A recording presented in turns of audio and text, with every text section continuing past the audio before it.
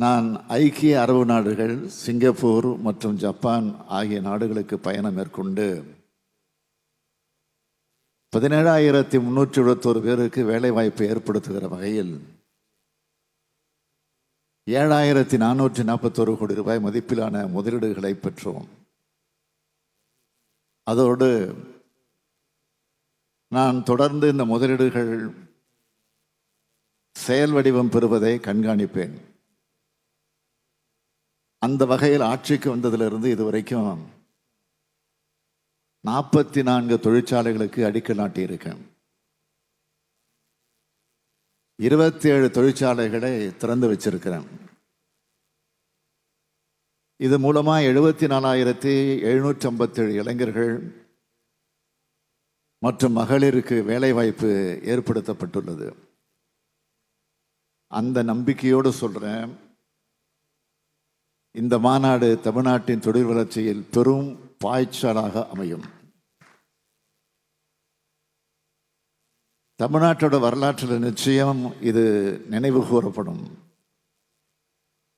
இந்த மாநாட்டோட தனித்துவமும் புதுமைத்துவமும் என்றென்றும் பேசப்படும். நான் அதிகாரிகளுக்கு ஆரம்பத்திலேயே ஒரு அன்பு கட்டளை போட்டேன். உலக அளவிலேயே முதலீட்டுக்கான சிறந்த மாநிலமா தமிழ்நாடு முன்னேற்றணும். இந்த உலக முதலீட்டாளர் மாநாட்டை நடத்துறதுக்கான முக்கிய காரணமா அதுதான் இருக்கணும் என்று சொன்னேன். எங்களோட அயராத உழைப்பு மற்றும் உங்களுடைய பங்களிப்பு காரணமா இந்த உலக முதலீட்டாளர்கள் மாநாட்டின் போது இறுதி செய்யப்பட்ட மொத்த முதலீடுகள் முன் எப்போதும் இல்லாத அளவா 6,64,180 கோடி ரூபாய் என்பதை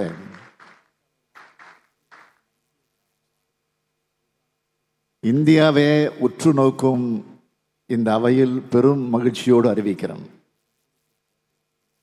இந்த திட்டங்கள் மூலம் நேரடி வேலைவாய்ப்புன்ற வகையில்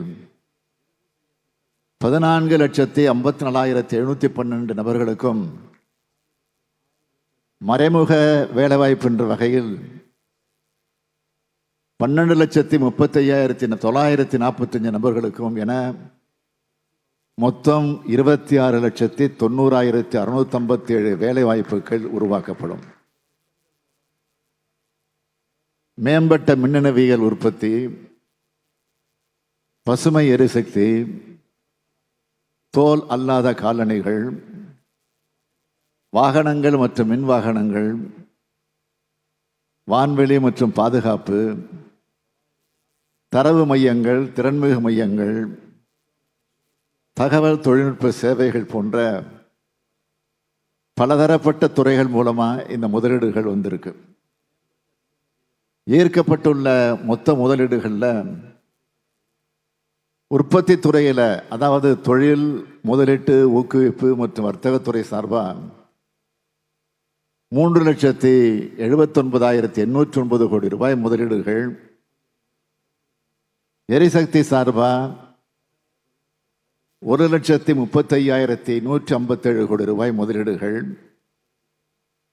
வீட்டு வசதி மற்றும் நகர்ப்புற வளர்ச்சித்துறை சார்பாக 62,939 கோடி ரூபாய் முதலீடுகள், தகவல் தொழில்நுட்பத்துறை மற்றும் டிஜிட்டல் சேவைகள் துறை சார்பாக 22,130 கோடி ரூபாய் முதலீடுகள், தொழிற்சாலைகளுக்கு வலுவான விற்பனையாளர்களை தளத்தை வழங்கும், குறு சிறு மற்றும் நடுத்தர தொழில் நிறுவனங்கள் துறை சார்பாக 63,573 கோடி ரூபாய் முதலீடுகள் ஏற்கப்பட்டிருக்கு. சீரான பரவலான வளர்ச்சியை உறுதிப்படுத்துகிற விதமா இந்த முதலீடுகள் எல்லாம் மாநிலம் முழுவதும் பரவலாக மேற்கொள்ளப்பட இருக்கு. 2030ஆம் ஆண்டுக்குள்ள தமிழ்நாட்டை $1 டிரில்லியன் அமெரிக்க பொருளாதார வளர்ச்சி பெற்ற மாநிலமாகவும், இந்திய பொருளாதாரத்துக்கு மிக முக்கிய பங்களிக்கிற மாநிலமாகவும் சிறந்திட பெரும் லட்சிய இலக்கை நிர்ணயிச்சு நாங்கள் செயல்பட்டுக்கிட்டு வரோம். இந்த இலக்கை விரைவில் அடையிறதுக்கு இந்த புரிந்துணர்வு ஒப்பந்தங்கள் பெரும் துணை நிற்கும் என்பதில் சந்தேகம் இல்லை. தொலைநோக்கு பார்வையோட தொழில் கொள்கைகளை வடிவமைத்து அது மூலம் தொழில் மற்றும் பொருளாதார மேம்பாட்டை முன்னெடுத்து செல்வது தான் ஒரு மாநிலத்துடைய வளர்ச்சிக்கு உகந்த பாதை. 20க்கும் மேற்பட்ட கொள்கைகளை வெளியிட்டு அந்த துறைகளில் உற்பத்தி மட்டும் இல்லாமல் ஏற்றுமதியும் வெகுவாக பெருக்கிடும் வகையில் முதலீடுகளை கணிசமாக ஈர்த்து அதன் மூலம் வேலைவாய்ப்புகளை வெகுவாக அதிகரித்து வரும்.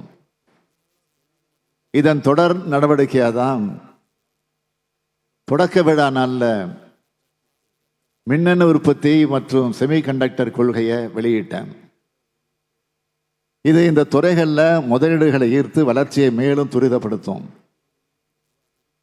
மிக பெரும் உட்கட்டமைப்பு திட்டங்கள் மேற்கொள்ளப்படும் போது அதுக்கான முதலீடுகள் முழுவதையும் அரசே மேற்கொள்வது கடினம்.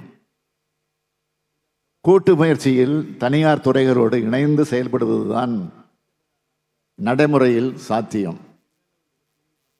அந்த வகையில் அப்படிப்பட்ட முதலீடுகளை ஈர்க்க தனியார் மற்றும் அரசு துறைகளோட சிறந்த நடைமுறைகளை இணைச்சு பொது தனியார் கூட்டாண்மை கொள்கைகளையும் public private partnership policy வெளியிட்டிருக்கிறேன். Tamil Nadu அரசின் புத்தொழில் மற்றும் புத்தாக்க ஊக்குவிப்பு நிறுவனமான ஸ்டார்ட் அப் தமிழ்நாடு உருவாக்கியுள்ள டான்ஃபண்ட் மூலம் பன்னாட்டு துணிகர முதலீட்டு நிறுவனங்களை வெஞ்சர் ஃபண்ட்ஸ் தமிழ்நாட்டின் புத்தொழில் நிறுவனங்களோட இணைக்கிறதுமான தளம் இன்னைக்கு தொடங்கி வைக்கப்பட்டிருக்கு. நமது ஸ்டார்ட் அப் தமிழ்நாடு உலகளாவிய புத்தாக்க சூழல்களை ஆராயும் தரவு மற்றும் ஆலோசனை நிறுவனமான ஸ்டார்ட் அப் ஜூனோம் ஆகியவற்றுக்கிடையே ஒத்துழைப்புக்கான ஒப்பந்தம் மேற்கொள்ளப்பட்டிருக்கு. புத்தொழில் முதலீட்டாளர்கள் மாநாட்டில் சுமார் 200க்கும் மேற்பட்ட புத்தொழில் துணிகர முதலீட்டாளர்கள் துறை சார்ந்த நிபுணர்களுடன் புத்தொழில் நிறுவனங்களுடன் கலந்துரையாடினாங்க.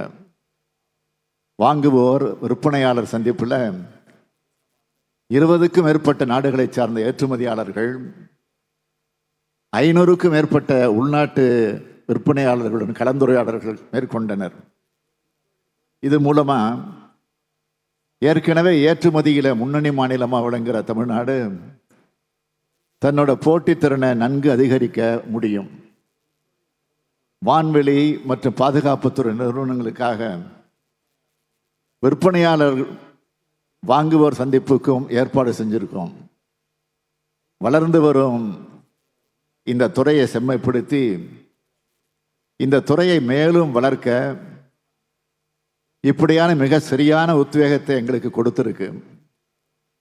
இந்த நிகழ்ச்சியோட மற்றொரு சிறப்பம்சமா 9 பங்காளர் நாடுகள் பன்னாட்டு அரங்கு அமைச்சு இந்த மாநிலத்தோட தங்களின் ஆழமான மற்றும் நீண்டகால ஈடுபாட்டை வெளிப்படுத்தினாங்க.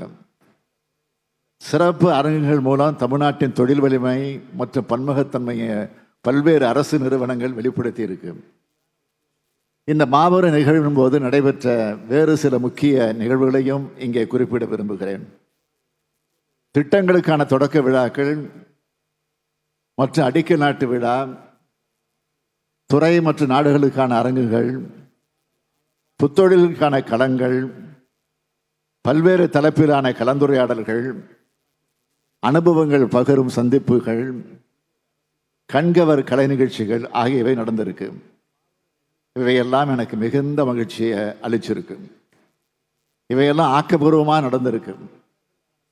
மாநிலத்தில் உள்ள கல்லூரிகள் மூலமும் நான் முதல்வன் திட்டம் மூலமும் மாணவர்கள் அதிக அளவில் இந்த மாநாட்டில் பங்கேற்று பயனடைய வாய்ப்பளிக்கப்பட்டிருக்கு.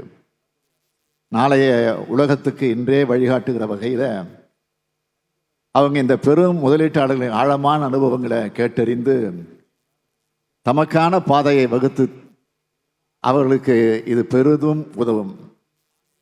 சுமார் 20,000 பிரதிநிதிகள் மற்றும் 39 லட்சம் மாணவர்கள் இதிலெல்லாம் கலந்து கொண்டு பயனடைஞ்சிருக்கிறாங்க.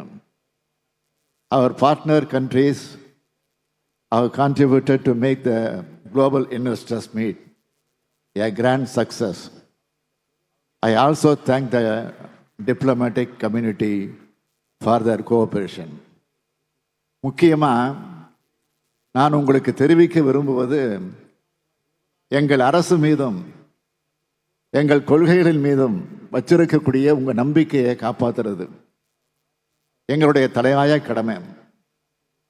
எங்களுடைய அரசை பொறுத்த வரைக்கும் நீங்கள் புரிந்துணர்வு ஒப்பந்தம் கையெழுத்து போடுறதுலேருந்து உங்களுடைய எல்லா செயல்களுக்கும், அதாவது நீங்கள் உங்கள் தொழிற்சாலையை முழுமையாக கட்டி முடித்து உற்பத்தியை தொடங்கிறதுலேருந்து அதுக்கு பிறகும் கூட உங்களுக்கு நாங்கள் உறுதுணையாக இருப்போம். உங்களுக்கு தேவையான எல்லா கிளியரன்ஸும் சிங்கிள் விண்டோ சிஸ்டம் மூலமாக விரைந்து வழங்கப்படும் என்று நான் உறுதி கூற விரும்புகிறேன். அதே போல இந்த புரிந்துணர்வு ஒப்பந்தங்களை நடைமுறைப்படுத்த தொழில்துறை அமைச்சர் தலைமையில் ஒரு சிறப்பு குழு அமைக்கப்படும். அதில் தொழில்துறை அலுவலர்கள், கைடன்ஸ் அலுவலர்கள் ஆகியோர் பங்கேற்பாங்க. ஒவ்வொரு புரிந்துணர்வு ஒப்பந்தத்தையும் தொடர்ந்து கண்காணித்து அதை முழுமையான தொழிற்சாலையாக மாற்றுவதற்கு அவங்க எல்லா முயற்சிகளையும் எடுப்பாங்க. உங்களுக்கு எந்த தருணத்திலும் என்கிட்ட ஏதாவது தகவல் தெரிவிக்கணும்னா என்னோட அலுவலகத்தை நீங்கள் எப்போ வேண்டுமானாலும் தொடர்பு கொள்ளலாம். இந்த உறுதியை நான் தொழில்துறை அமைச்சர் மற்ற அரசு அலுவலர்கள் முன்னிலையிலே வழங்குகிறேன். அதனால் நீங்கள் நம்பிக்கையுடன் இருக்கலாம். நிறைவாக இந்த மாநாட்டில் முதலீடுகளை மேற்கொண்டுள்ள எல்லோருக்கும் மீண்டும் மீண்டும் என்னுடைய மனமார்ந்த நன்றியை தெரிவிக்கிறேன். இதுவரை இங்கே முதலீடு செய்யாதவர்களும் எங்கள் மாநிலத்தில் முதலீடு செய்ய முன்வாருங்கள் என அன்போடு அழைக்கிறேன். உங்கள் எல்லோரையும் நான் தொழில் முனைவராக மட்டும் இல்லை, தமிழ்நாட்டின் நல்லெண்ண தூதுவர்களாக பார்க்கிறேன். எனவே தமிழ்நாட்டை உலகுக்கு அறிமுகம் செய்யுங்கள். உலக நாடுகளை தமிழ்நாட்டுக்கு அழைத்து வாருங்கள். நன்றி, வணக்கம்.